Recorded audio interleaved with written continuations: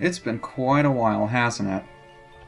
Hello guys, this is UniversalGiant, and welcome back to Let's Play Pokémon SoulSilver.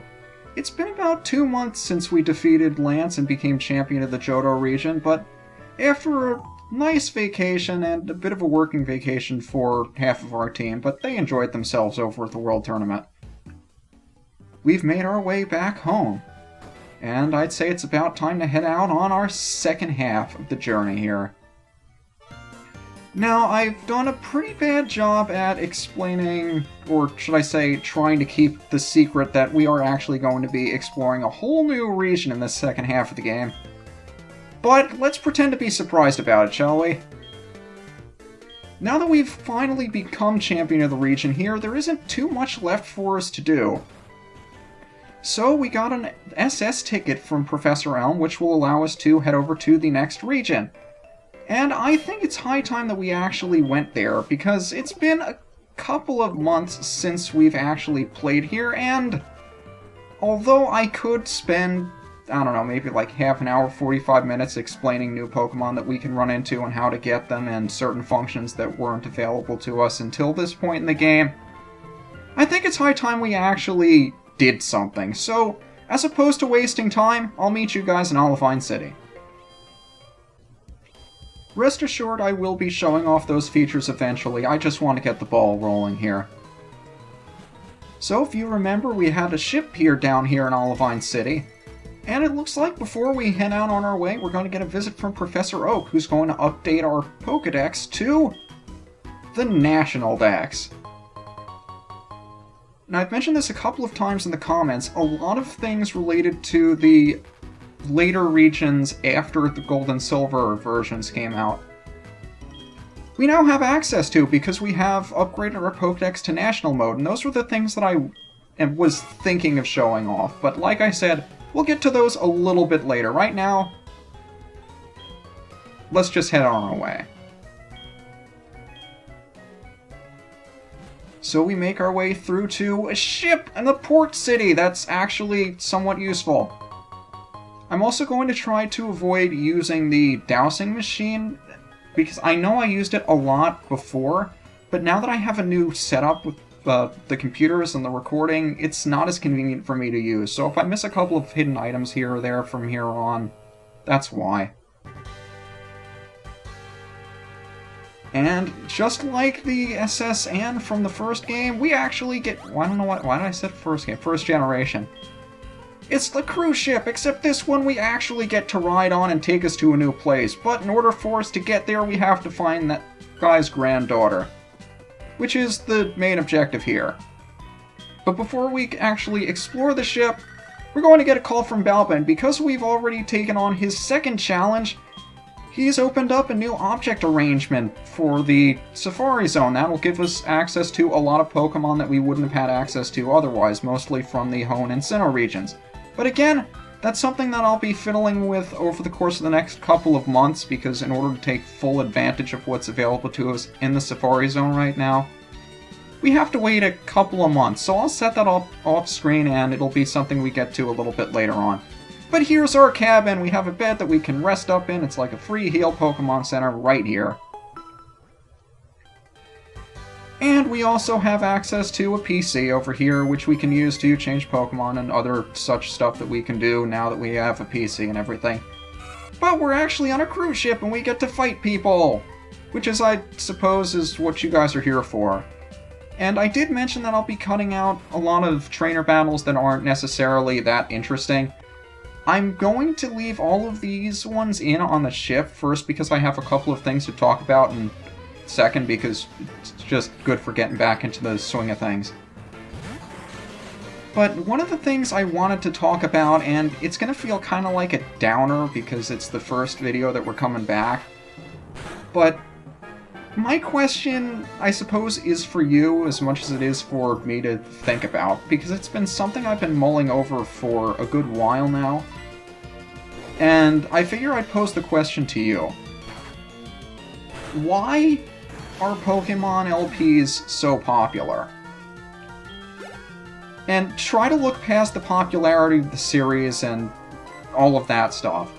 Just in general, I found across the board that there is a huge love for Pokemon LPs, and I'm trying to think about why, because even from the perspective of somebody who's dedicated so much time and effort to Let's Playing a Pokemon game like me, I don't really see the appeal to it. I mean, I have a lot of fun playing these games, but I've had a difficult time wrapping my head around why so many people like them. And I came to two separate conclusions. One I've already explained, the other one I don't think I have, and I think it is worth explaining because it's something a lot of people tend to look over. The first one, no matter how many times you play a game or how many people you see played through, with the Pokemon games, you have so much versatility in terms of how you can set up your team, what kind of members that you want. Maybe you want to go with team members you've never seen before, or monotype, or just solo with one kind of Pokemon. There's so many different ways you can play through the game, and so many different ways people do play through the game, that you could watch hundreds of them, and not one will be the same as another one you've seen before. They'll all be completely unique. Remember this guy for later, by the way. So, I mean, you could watch 100... I imagine nobody watching this has seen 100 different Pokemon LPs, but I challenge you to find anyone out there on the internet that used the same team as you did, without intentionally trying to, one way or the other. It's just so difficult to mimic exactly how somebody else played the game, and I think that's the beauty of these LPs, or just the Pokemon games in general. That with other RPGs, you have your party set, or you have maybe a couple to choose from. They all learn different moves and different techniques at the same level every time you play the game. It's... I wouldn't say it's cookie cutter, but it's just, it doesn't give you as much freedom as the Pokemon games do. So that's point number one. Who do I want to hit you with? I don't know if you've noticed, but since we put Return on Duster, not only is it fully powered, I think with Max Happiness, Return has 102 base power, plus Stab, plus the Silk Scarf. Duster is actually going to be wrecking things. Which is why I have him out front, just to show off how powerful he is with Return.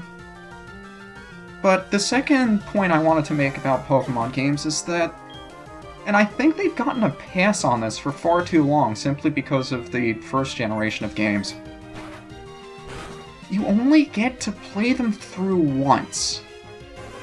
A lot of other games, you have multiple save files, or you could make a New Game Plus or something like that to carry over all of your save data.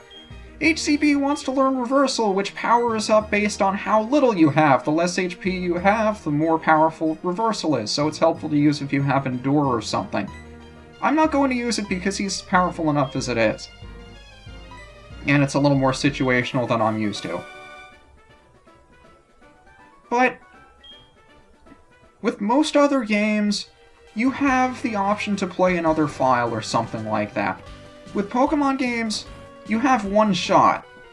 And unless you want to erase hundreds of hours of time and effort put into a single save file to max everybody's levels and EV train and breed the perfect nature and whatnot, it's a lot of effort to waste. Whereas other games don't give you the same kind of penalty if you just want to start over with the adventure. And I think it's that reason that got me into...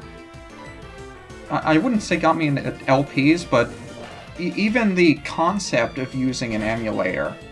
And it's not something that I would normally condone, but with Pokemon games, and you only have one chance to play it through unless you want to lose all that you've worked for days, weeks, months, sometimes years on end, it's a lot of effort to lose for seemingly very little reason. And being able to play them through again without having to deal with any particular consequences, like losing the save data that you worked so hard to get, I think it's one of the biggest appeals of both the Pokémon LPs and just being able to play them again in general. Because growing up, you only had that one save file, and once you played through the adventure, that was it. You didn't get a second chance.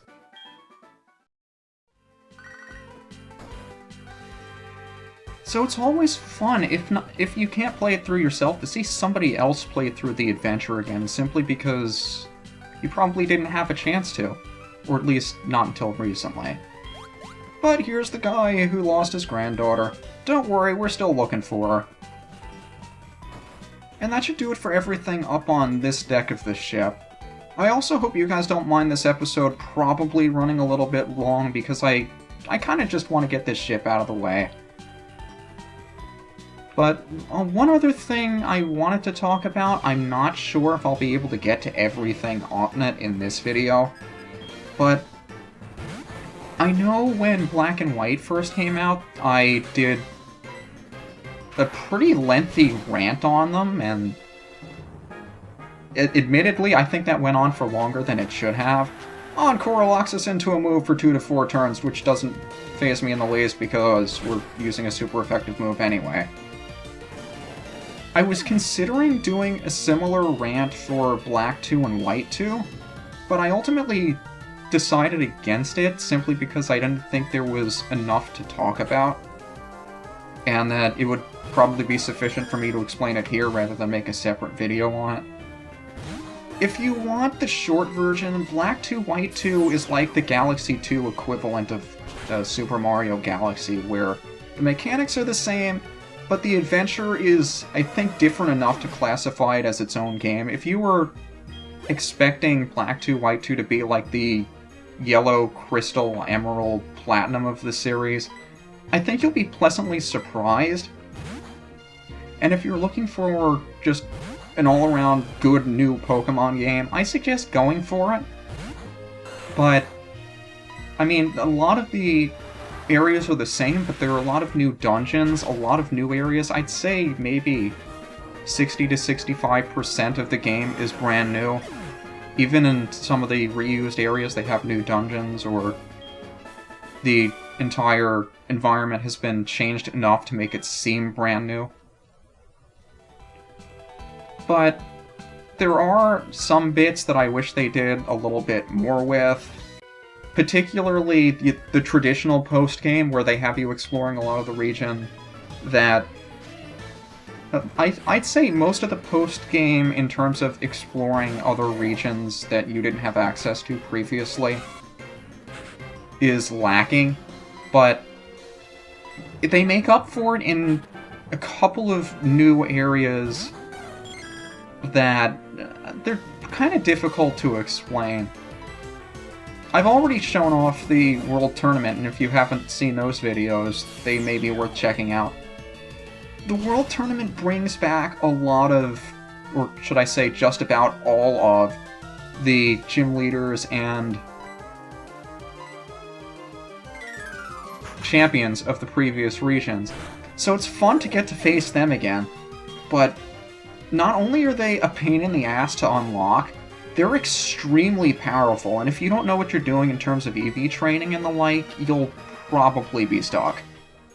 But still, it's probably the most fun I've had in a traditional Pokemon game, the World Tournament. And the other post-gamey thing that is probably worth mentioning, and what I probably spent the most time on in that game, is the dungeon in White Forest and Black City, which is pretty difficult to explain. Basically, you're going through trying to fight your way through a bunch of trainers, only one of which unlocks the gate to the boss trainer, and once you defeat the boss trainer, then you win and you get to move on to the next level. But they make that a lot more complicated, where you have trainers just running around and you have to find which one is which, and they'll give you hints on what the gate trainer has as their party and who they lead with and whatnot. And as you get on, I forgot where the sailor dude was that was sleeping. I think he was next to our cabin. They make that progressively more and more challenging, and I think that's the best place in the game to actually grind for levels, because I started in there around low 70s, and I got out of there in the mid 80s in terms of levels.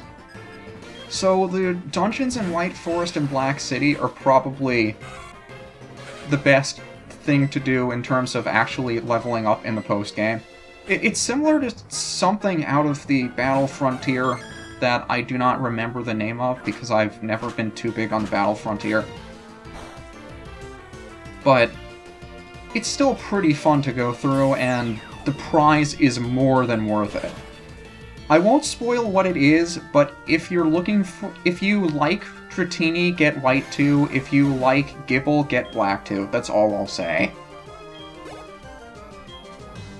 But I didn't want to dedicate a whole rant video to Black 2 and White 2. I think they did a lot with those games that they did differently in Black and White. Like, I guess the biggest example for that would be the plot, where Black and White, there was a big emphasis on the plot, and I think they did a very good job with it. With Black 2, White 2, they did a little more of the traditional, there's an organization trying to take over the world, and once you deal with them, then you can go down, face the champion, and have a good time. So that was a little bit more traditional. In retrospect, I don't think they could have done the same thing they did in Black and White for Black 2, White 2 in terms of the plot, because it wouldn't have the same impact, because they already did it. So I don't want to fault them too much for that. But the game itself is standalone compared to all of the other games. I think they did the best job of them all, especially with the way they spread out the experience. Like, you think Black and White did a much better job with the experience? I mean, you found, as we were getting towards the end of the Johto region here, I felt the need to grind like 5 or 6 or however many levels it was before we could actually challenge the Pokemon League in the Elite Four. I also love how the music cuts out here because you're in the engine room and it's humming really loudly. Really nice detail. But in Black 2, White 2, I found, even without doing any experience grinding whatsoever, only fighting the trainers, that I was already up to their level by the time I got to the Elite Four, which I think is a very good job in terms of balancing experience. So I really like the direction that the Pokemon games are going in terms of balancing the experience that you get and matching up with your levels. Although, admittedly, it did take a good decade and a half or so to get it as good as they have it now. I still applaud them for how well they did it in Black 2, White 2.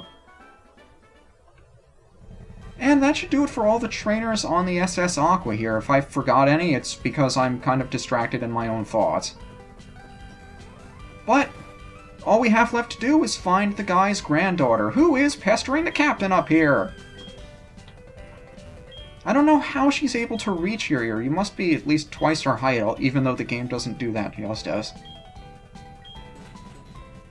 But in order to get her off of the captain's back, we have to go play hide-and-seek with her. And fortunately, unlike the captain of the SS Anne, he doesn't get seasick, so that trash can does not have vomit in it, which is a very pleasant thought.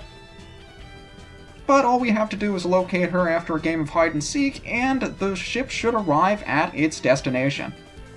So if we just head over to the opposite side of this level of the ship, we spot her. She goes back to her grandpa, and everything is all nice and happy here on the SS Aqua. And for finding his daughter, he gives us the Metal Code, which will allow us to evolve certain kinds of Pokemon by trading them, like Scyther would evolve into Caesar, and Onix would evolve into Steelix. However, we're not going to head off of the ship quite yet. We'll give all of the other passengers in here some time to get off and disembark at Vermilion City, but before we head out, I'm going to see if I could talk the captain into taking a little bit of a detour. This is UniversalGiant, and next time, we'll be heading to a different region that may or may not be Kanto. See you then.